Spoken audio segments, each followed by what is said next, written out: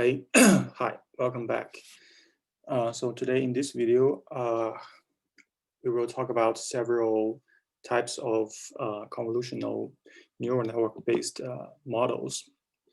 So as a brief review, as a brief recap of the previous lecture, we have covered softmax layer, which is a special type of layer that outputs the probabilities for each class in a classification problem. Okay, so the connection within the activation functions for the softmax layer is different from those from a regular neural network.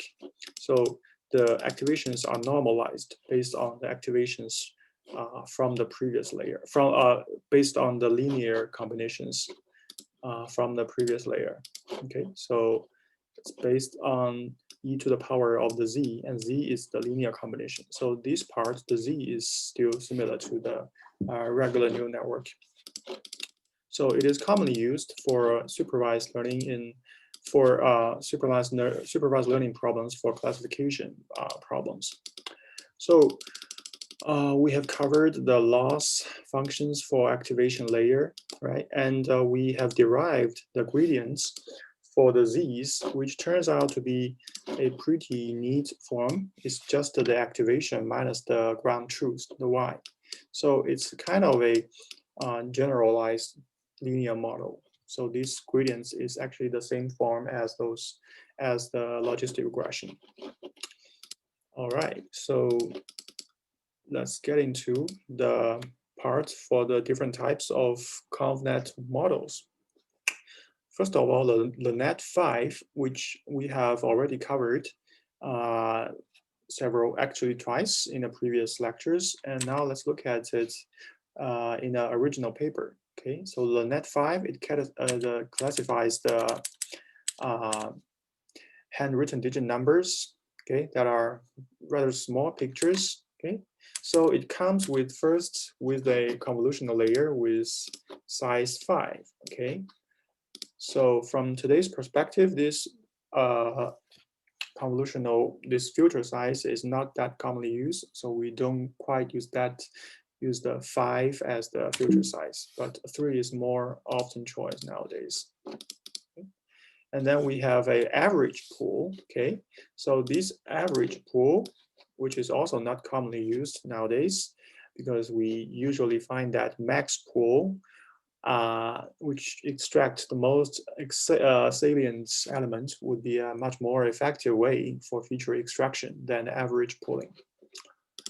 All right, and then comes another filter, another convolutional filter with size 5 and another average pool.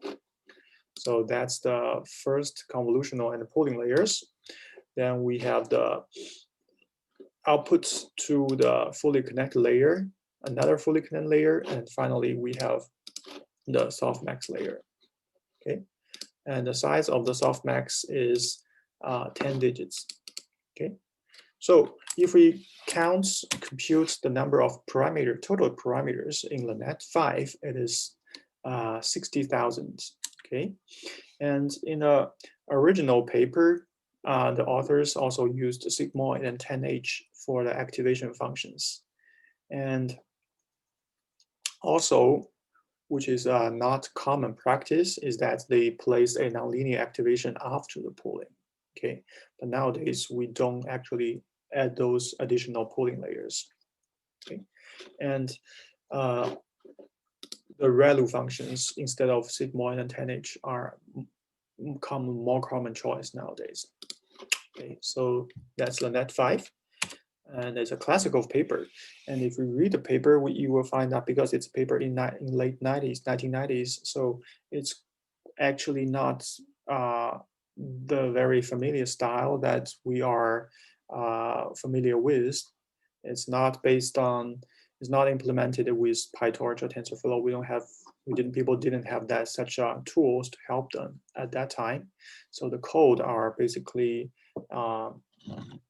implemented from scratch, and there are also tons of details and tons of tricks to help accelerate the training, because in 1990s there's no GPUs helping facilitate the computation.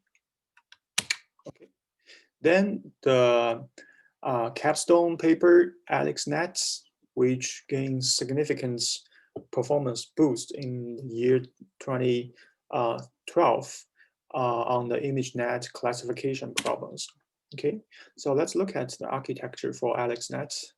So this time the input is image in colors. It has 3 channels, okay, and it's also larger than the handwritten digit. So still we have a convolutional layer that has pretty large filter, 11, which is even bigger than the net 5. Then now you can notice that we have max pool layers instead of average pooling layers, because max pooling is, people just realize that it's more effective in capturing the features. And then we have another same conv. So the same conv means that we apply a padding before we apply before applying the convolutional filter, so that the result is the same dimension along the width and the heights, okay, as compared to the previous inputs. Okay, so after the conv, we have another max pool and another same conv, and also the same convolution has the same filter size. Okay, so now we're gonna proceed a little faster because there are a lot of repetitions of the same layer settings. Okay, so finally, when we reach activations that have 9,000 units, we connect it to a fully connected layer to a regular feed-forward neural network. Okay, and then another feed-forward until we reach the output that has 100 output units in a softmax layer. Okay, so this is a much larger model than the Net 5, and it attains pretty good performance in the ImageNet classification, and also consequentially, the number of parameters also increased significantly from the previous Net 5. It's just 60,000. Now it's 60 million. Okay, that's a huge number of parameters. Even put into the computers nowadays, it takes really long time on the CPU. But in 2012, people already used multiple GPUs to help the computation for this network. Okay? And also people use, the authors use ReLU activations, because ReLU usually learns faster than 10H or sigmoid. Okay, so that's ResNet. So for this paper, I think it's easier to read, and it's a classical paper, and a lot of breakthroughs has been made by the researchers. And if you're interested, I encourage you to read the original paper, ResNet. Okay, so again, we have seen this chart in the very beginning, in the very first lecture of this course, right? The 2012, we basically witnessed the boost of deep learning. Then another issue we would like to talk about here is that with 60 million parameters, it's just natural to doubt that, well, could it overfit to the training data sets? And the researchers also realized they also want to avoid this issue because there's so many parameters, and the number of parameters is even larger than the original training data size. So what they did is that they enlarged the training data sets by applying the data augmentation techniques. Basically, they applied some mirror, random crops, or different ways of augmentation to enlarge the training size. Okay, actually it's enlarged by a pretty big factor. Okay, say if we have like 1 million, if we have 10,000 images in the original sets, then that will result in 20 million, more than 20 million training data examples, augmented examples. And also they apply the dropouts to the fully connected layer with 0.5 probability. So dropouts can significantly regularize the network by avoiding the overfitting problems. Okay, so that's some noteworthy details about AlexNets. Okay, so another network we would like to mention is VGG16. It's provided and it's invented in the year 2014. And nowadays, we still use many variants of VGG16 as the initial step for representing images with some by capturing the features within images. And it's even deeper compared to AlexNet. Okay, and one characteristic of VGG16 is that it uses more uniform layers. They keep the convolutional filter to be the same size, which is 3, which is much smaller, right? And the pooling, they also use a uniform pooling size, which is 2, and the type of pooling remains to be max pooling. Okay. So let's go through this real quick. So we have 64 filters applied and twice, and another convolutional layer twice and pool, right, which results in a much smaller output tensor, or output volume. Okay, so we basically repeat these rows, okay, here until we reach the step that we have 25K outputs, and then we connect it to a fully connect layer, another fully connect layer, until we have the softmax layer. So this time the softmax is even bigger because it's on a complete set of it's verified on a complete set of ImageNet, which has 1,000 categories. Okay, and this VGG16 also gained very impressive performance.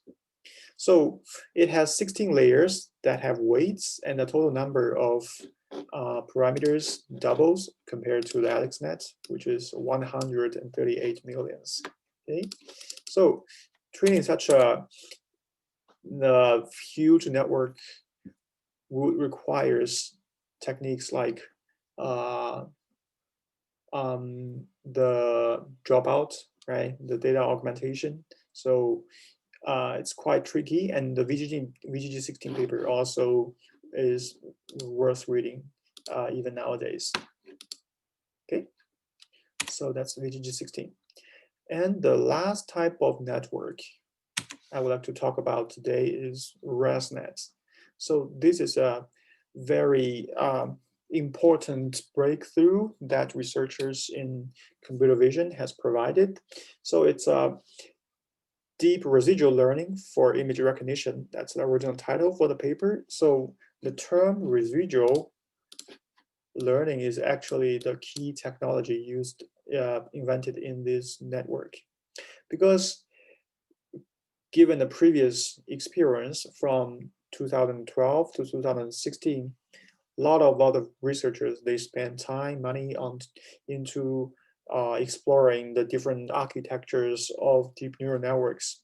And a common conclusion is that the very deep neural network are really hard to train, okay? Because not just because of the vanishing and exploding gradients, but also there are other tons of issues about the training speed, about overfitting, and tons of details. So the smart place, or the biggest contribution of ResNet, is that it provides some way of thinking is to skip connection, is to use the skip connection. So we can actually choose to feed the activation from one layer to another layer by skipping some layers in between. Okay, we provide some direct connection from the layers, maybe 2 layers before, to the layer that's 2 layers after, as sort of a short connection, a shortcut. And this smart skip connection actually is surprisingly good in make the training speed much faster, and make it much easier for deep neural network to converge to a minimum point. Okay, so let's look at the building block for the residual nets, which we call the residual block. Okay, so now if we use the conventional visualization that we used for feed-forward network, then we can consider the activation from one layer to the next one. So we consider like there are three activations involved here, the layer L plus 1, and L plus 2. So although we have used the feed-forward style of visualization, but you can think of these parameters also as convolutional layers. Okay, so that's the traditional way of feed-forward connection, right? So if we decompose the one layer, we know that there's first a linear combination computed. Okay, no matter whether it's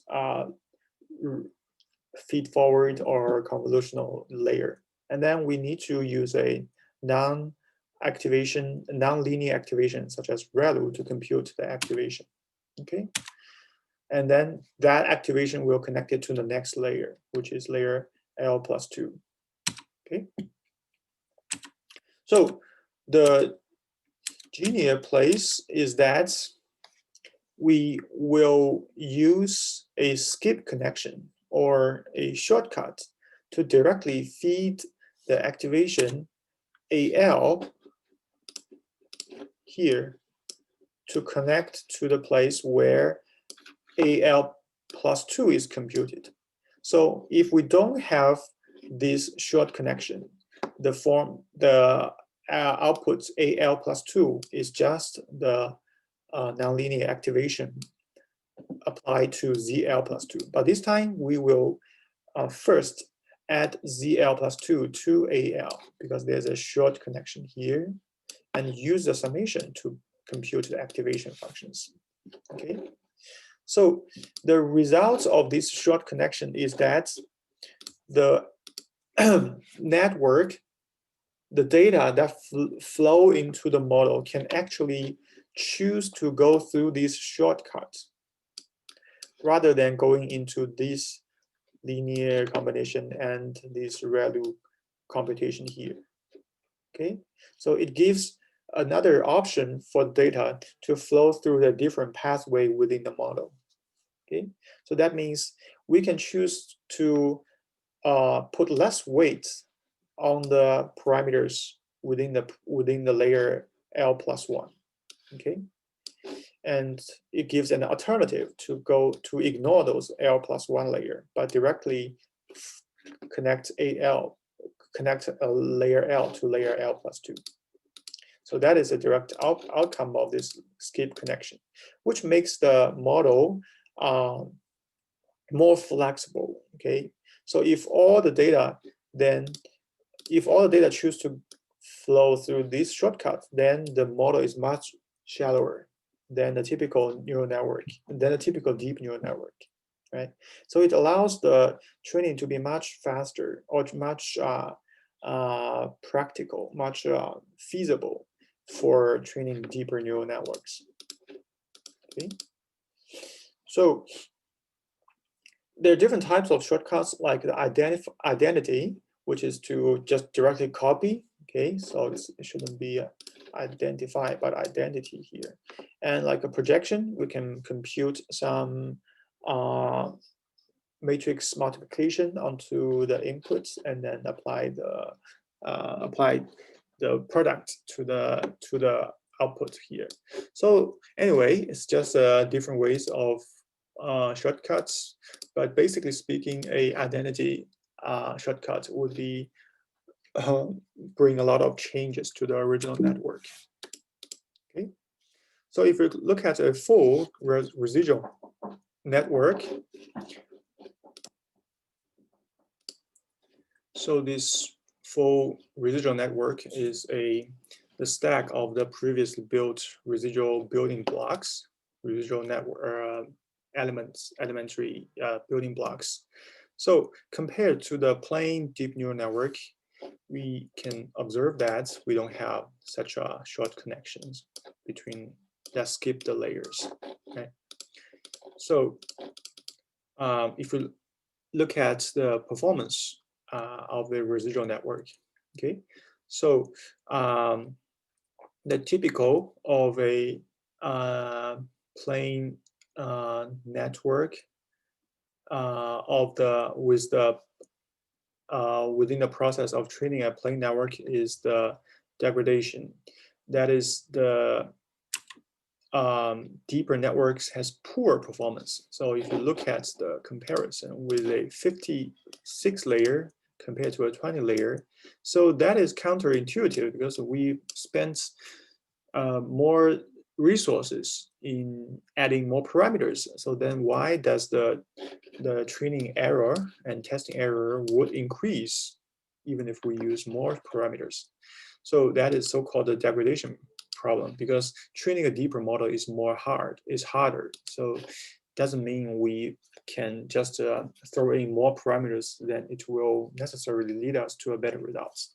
So residual net would basically solve this issue. So if you compare the part here, right? We have an 18-layer residual network compared to a 34-layer residual network. Then we can see the error is significantly lower than the residual network. That is the shallower residual network. Okay, so there's basically no degradation problem. We can add more layers in the safer way. Okay, because if the model realize that the additional layers doesn't help to the performance, you can choose to skip those additional layers by going through the shortcuts, going through the skip connections. Okay, so here comes why the residual works. We have mentioned this several times in the previous slides, because the additional layers are for the purpose to increase the performance. Okay, but also brings the risk of degradation or overfitting, right? So the shortcut makes it easy to learn a shallower network if the deeper ones does not work well. Okay, so if the gradients tells the optimizer that, okay, we don't have a better performance compared to our last iteration, then we probably should lower the weights on the additional layers, and we can choose to skip those layers by going through the residual shortcuts connections. That is the basic reasons why. So it's kind of a plan B. So you make sure that adding more layers doesn't hurt the performance, but may be helpful to the performance. Okay. So if we compare the residual networks, so this is just for comparison, the architecture of the original settings of ResNets, plain ConvNet, or VGG19. So if you're interested, you can look at how many parameters are there and how many and the exact settings of the networks. Okay. And more tables for the performance change with residual networks with classical ConvNet models. Okay.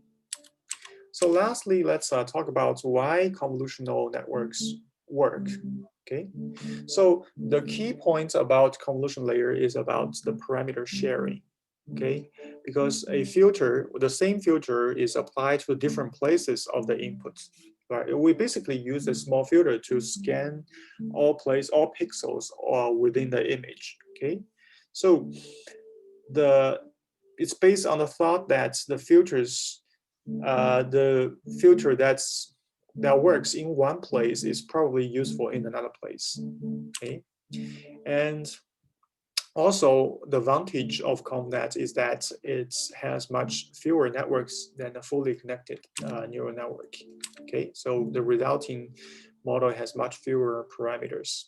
Okay, so another advantage is that it utilizes the so-called translational invariance. Okay, so it basically means that a picture of a different category, say a cat, can still be recognized as a cat after we shifting some pixels. Okay, because the filters learned from a lot of different data, from a lot of different positions. They capture the general patterns of a specific category or specific class, but doesn't memorize the specific pixels in the image. So even if the pixels change for bits in some places, the general patterns doesn't change. The general patterns is invariant. So that's why we call it the translational invariance. Okay, so last slide, let's look at the backpropagation. So I will just mention here briefly so that you will have a sense of how the backprop going on in ConvNet. It's basically the same computation compared to the regular network. Okay, but the difference is that when we compute the gradients for the previous activations, we basically need to go through a region, right? We need to go through the heights, all pixel points in the height along heights and all pixels along width, and then we need to accumulate the disease for all the elements within that region. Okay, and also we need to use a slice. That is the subset within the activation to help compute the parameters, the gradients for the filter DW. Okay, so luckily we don't need to implement this manually nowadays because the frameworks will automatically help us handle the gradients. Okay, and you will find that in the assignment for ConvNet, in the second notebook, in the first notebook, we just implement the feed forward, the forward pass. And the backward pass can actually done manually, but we just need to, nowadays we just need to understand, we just need to know how to use the networks, how to use the frameworks, use the modules, rather than implementing the detailed gradients computation ourselves. Okay, and the last final example is for implementing a ResNets in PyTorch. So you can check it out on the official website of PyTorch. So we basically utilize the NN.dom module, and we define a class as a subclass for the NN.dom module, and in the initialization function, we define the architecture, right? We have conv2d after ReLU and conv2d ReLU max pooling and repeatedly. And we will define how the data flow in the forward function. So that is a typical paradigm of PyTorch implementations for different kinds of models. Okay, we'll see a lot more of such examples in the future.